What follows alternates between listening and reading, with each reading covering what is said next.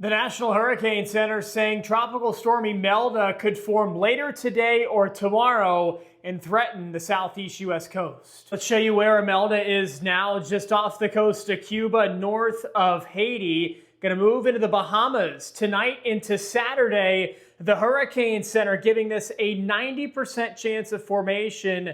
We'll likely have Hurricane Imelda off the coast of Florida by Sunday. Let's show you what Flashcast thinks about the future track of Imelda. Getting its act together over the Bahamas Saturday into Sunday, then marching north, not too fast, and eventually making a landfall in the Carolinas late Monday. The main story here, look how long it hangs around in the Carolinas. Gonna be the rain. This is gonna be nowhere near as bad as last year with Hurricane Helene, but still lots of these numbers for total precipitation. 6 to 10 inches. Some spots could see upwards of a foot of rain. Imelda not going to have enough time or energy to form into a major hurricane, likely just going to be a Cat 1 or 2 at landfall, but that is not going to matter. The rain is going to be the main story with her, and that's the story we're going to track through the weekend.